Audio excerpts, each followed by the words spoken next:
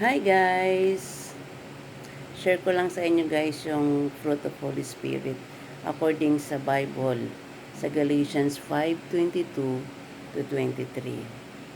The primary Bible verse defining the fruits of the Holy Spirit, which states that the Spirit produces love, joy, peace, patience, kindness, goodness, faithfulness, gentleness, and self-control. These traits represent the inward transformation of believer and contrast with the acts of the sinful nature. Sabi ng Galatians 5:22 to 23, balikan natin.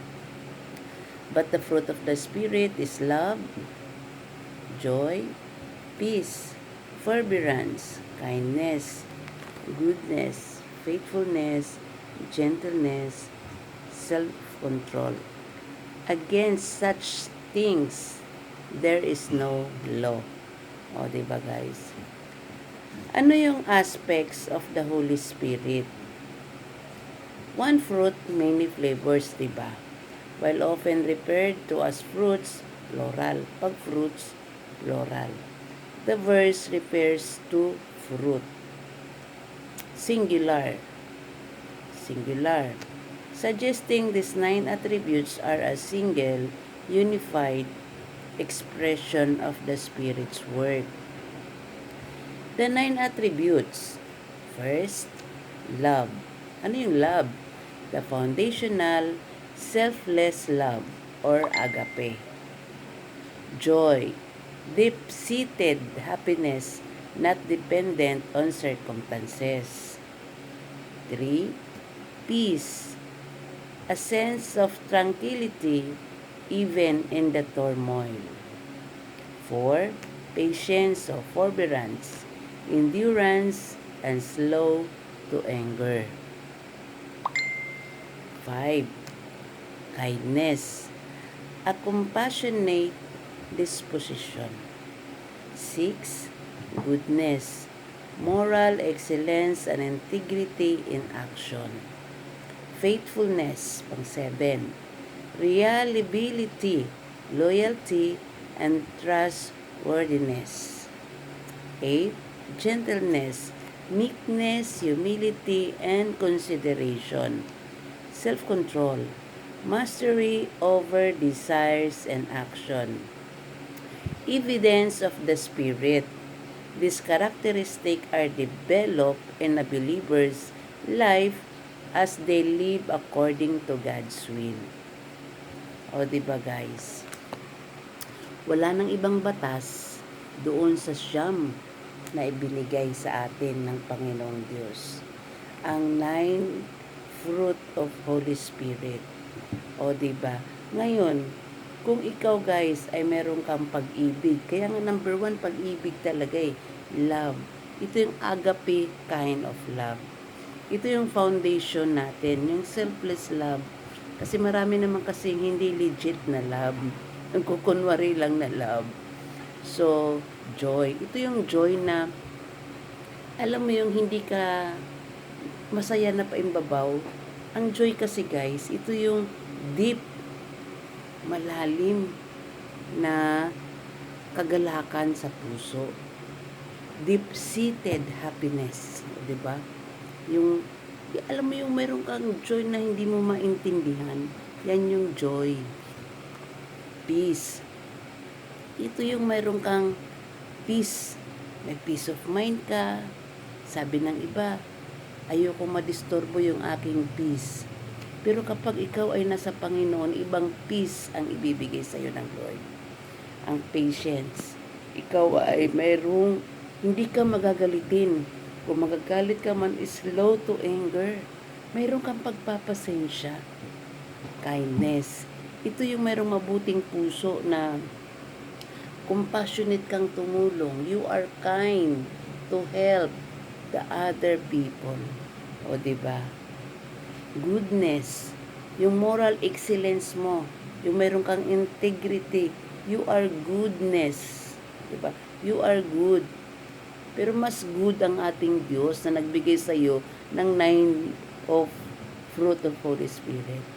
gentleness, meron kang humility, kababaang loob. Diba? Hindi ka mayabang dahil ang nagmamataas, ibabagsak ng Panginoon yan. At higit sa lahat, meron kang self-control. Meron kang pagpipigil sa sarili over desires and actions. O, diba?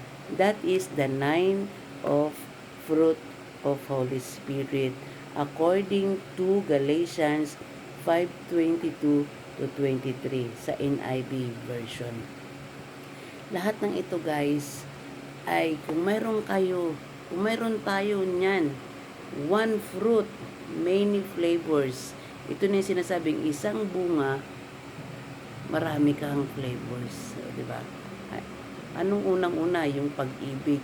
Kasi may pag-ibig ka guys ng totoong love, sunod-sunod na yan. To follow na yan. Kasi kung wala kang pag-ibig, wash out lahat yung iba eh. Oo. Hindi mo na, alangan naman na meron kang peace pero wala ka namang love. Meron kang joy pero wala ka namang peace. O di ba? Parang naguguluhan lang yung utak mo. Tumatambak sa utak mo yung mga basura. O ano man yung pinag-isip natin. Sinasabi natin na meron akong peace. Pero ang utak natin magulo. Naranasan nyo ba yun guys? Meron kang peace of mind na dapat galing sa Panginoon. Meron ka dapat pagpapasensya.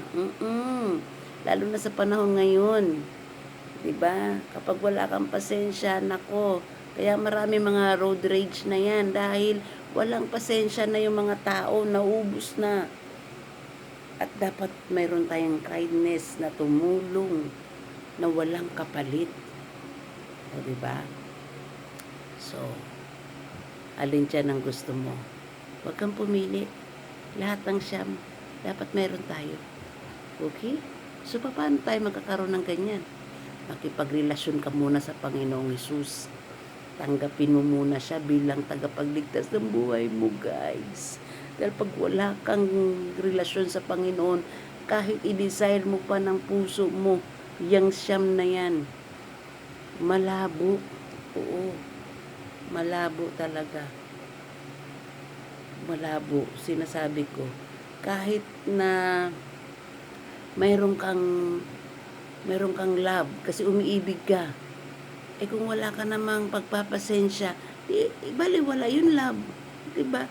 Lahat ng yan hindi natin magagawa kung wala ang Panginoon. Oo. Wala tayong magagawa dyan lahat kung wala si Jesus sa buhay mo. Kaya kailangan muna natin tanggapin ang Panginoong Hesus bilang tagapagligtas ng buhay natin para yung siyam na yan magkakaroon tayo. O, diba? Regalo niya yan eh. Regalo niya yan. Believe me. That is the gift of God para sa iyo at para sa akin.